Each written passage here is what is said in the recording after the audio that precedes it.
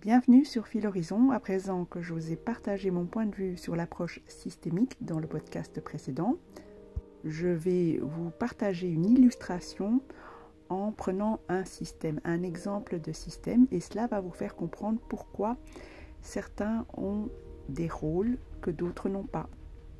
En général, lorsqu'on prend une relation de couple, une relation sentimentale entre deux personnes, il est plus difficile de comprendre pourquoi les rôles sont aussi figés. Souvent, on se demande, mais pourquoi c'est à moi de tout faire et pourquoi l'autre, il ne se bouge pas, pourquoi il ne se remet pas en question, pourquoi il ne voit pas le problème. Et cette vision de la relation est comme une double peine, puisqu'on souffre déjà que cette relation soit si complexe, eh bien, on souffre aussi par ailleurs d'une forme d'injustice à croire que l'autre ne fait rien pour la relation. Et vous serez peut-être étonné si je vous disais que ce sentiment d'injustice peut être vécu par les deux protagonistes. Il est tout à fait possible aussi que dans une relation, l'un des deux n'a pas vraiment, n'est pas très intéressé et donc ne s'implique pas vraiment. Ici, je vais plutôt parler du système d'âme jumelle dans lequel les deux sont pleinement impliqués. C'est-à-dire que les deux se sentent concernés par la relation, si ce n'est qu'ils ne trouvent pas de langage pour la rendre constructible. Le récit de vie et le langage sont une façon de contenir un individu qui se sent décontenancé. Et donc pour comprendre la fonction du langage, je vais vous expliciter un exemple, mais je vais prendre un exemple plus large que deux personnes dans un couple parce que l'ensemble du système sera beaucoup plus visible. Lorsqu'on n'est qu'à deux, on se dit non mais c'est pas juste, l'équilibre voudrait que l'autre il fasse aussi des choses, il fasse aussi la moitié du travail. Et donc ici, le fait que je vais vous exposer un système familial, eh bien la finalité de mon discours sera beaucoup plus évidente. Dans une fratrie avec plusieurs adultes, eh bien le plus jeune, la personne la plus timide et la plus discrète, celle à laquelle on s'y attendait le moins, a rencontré de graves problèmes d'addiction et d'alcoolisme. La situation était telle que cette personne-là se retrouvait régulièrement perdue dans la nuit, dans la rue. Il fallait régulièrement aller la rechercher ou alors elle se retrouvait au poste de police. Cette situation a eu en fait un avant et un après, c'est-à-dire que avant que la personne se mette à boire, eh bien, elle avait rencontré quelqu'un dont elle était tombée amoureuse mais qui ne correspondait pas à l'idéal familial et cette personne pouvait apparaître un peu inquiétante car très très atypique. Et donc la famille, la fratrie s'est permise de dire aux plus jeunes de cesser cette relation.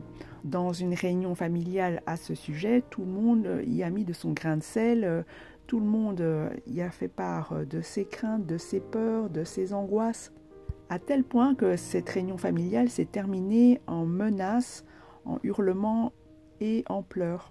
Suite à cet événement, la famille s'est atomisée, les liens se sont distendus et n'ont plus jamais été à nouveau les mêmes.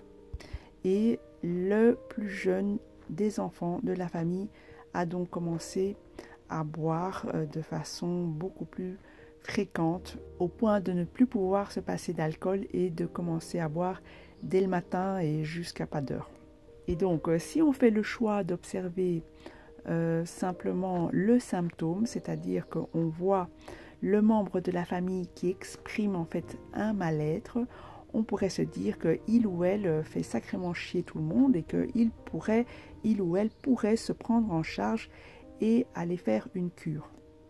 Ou alors, l'optique qui me paraît plus intéressante, c'est de voir cette problématique de façon systémique, de voir tout l'ensemble du système, de voir la façon dont chacun a joué un rôle dans cette situation, de voir comment l'arrivée de cet inconnu dans la famille vient réveiller toutes les angoisses intimes. On pourrait alors considérer que la personne qui manifeste le symptôme serait comme le plomb qui saute sur un tableau électrique. Ce plomb qui saute est le témoin d'un problème au niveau du réseau intérieur, un problème de surtension dans l'ensemble. Et parmi les êtres sensibles, c'est bien souvent la personne qui va porter le stress groupal. C'est la personne qui va porter dans son corps, par défaut de verbalisation. C'est bien souvent la personne la plus sensible et la moins à même de formaliser les idées ou de les verbaliser, mais par contre son rôle est de dénoncer la problématique que tous ont en commun. Dans cette fratrie, au bout de plusieurs années, à force d'inquiétude, eh bien, les plus âgés ont commencé à ne plus vouloir se soucier de ce problème chez le plus jeune, le laissant libre de sa destinée et l'acceptant tel qu'il est. C'est à ce moment-là qu'il a entrepris de faire une cure sérieuse et à ce jour, après de nombreuses années d'alcoolisme, il n'a plus jamais touché une seule goutte d'alcool. Est-ce un pur hasard ou cela ne devient possible qu'à partir du moment où les différents membres de la famille lâchent leur pression envers le plus jeune et aussi bien sûr que celui-ci prenne sa destinée en main. Un autre exemple simple, c'est l'enfant dont les parents sont en instance de séparation et qui n'arrive plus à manger ni à se consacrer à ses études. Peut-être que la tension entre les parents est telle que l'enfant ne peut plus rien avaler et ne peut plus se concentrer à l'école. Dans le cas d'un enfant, on comprend aisément que c'est l'élément de la famille qui a la plus faible capacité de verbalisation et d'élaboration. Et pourtant, l'impuissance de se dire, de verbaliser, peut aussi plonger un adulte dans le mutisme et dans le silence. Et donc, la personne qu'on envoie consulter n'est pas forcément toujours celle qui porte la cause du problème. C'est celle qui est porteuse du symptôme, donc c'est chez elle qu'on va le voir de manière le plus flagrant qu'il y a un problème.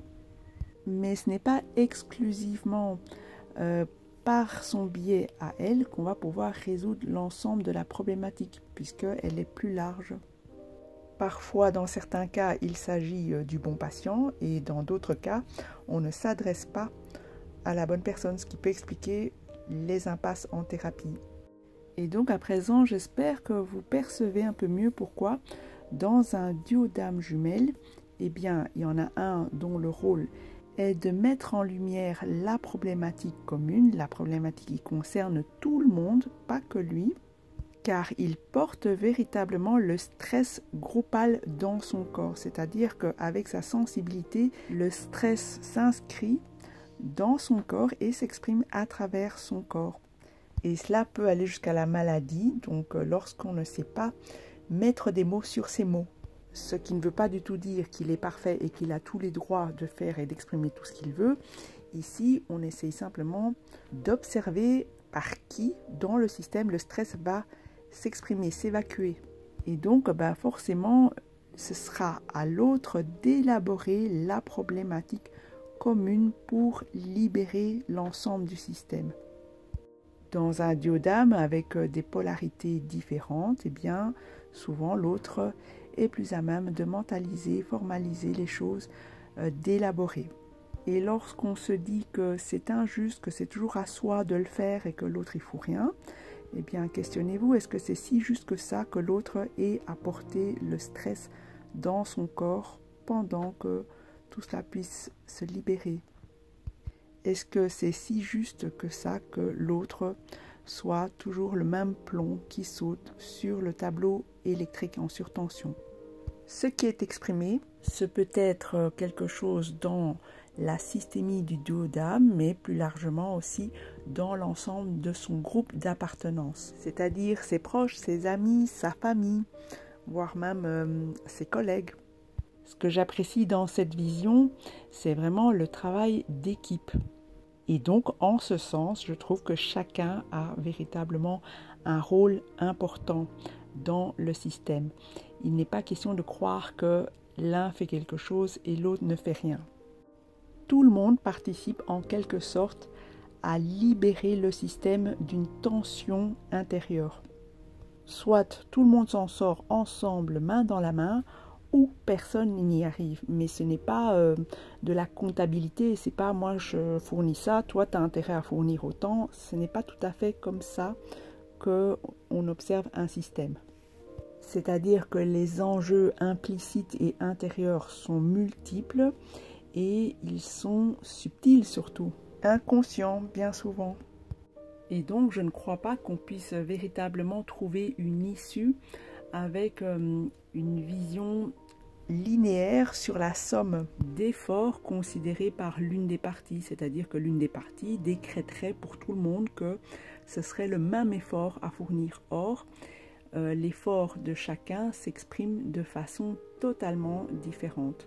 C'est pourquoi une personne qui a du mal à dire les choses, à s'exprimer, peut certes comprendre qu'en face, on trouve son comportement curieux, mais aussi elle peut être très très déçue de ne pas parvenir à se faire comprendre, à se faire entendre, alors qu'elle a l'impression déjà de faire son maximum pour dénoncer une problématique.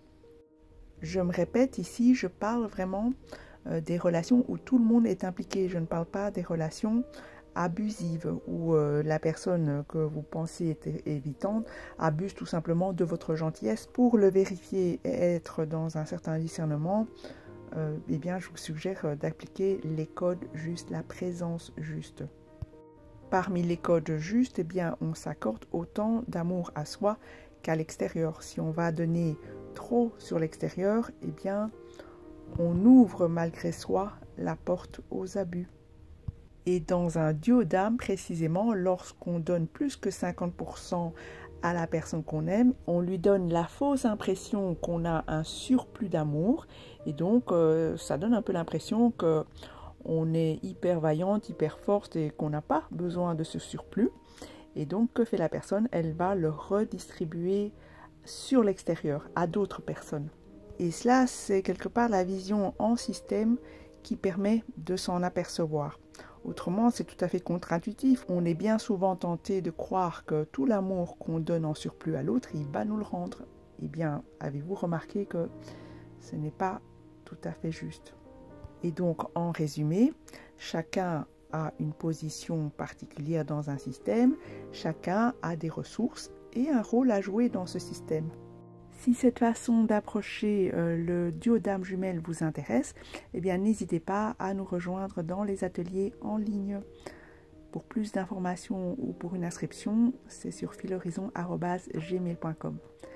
Je vous remercie pour votre écoute. N'hésitez pas à liker, à partager ou à vous abonner. Je vous dis au revoir et à très bientôt.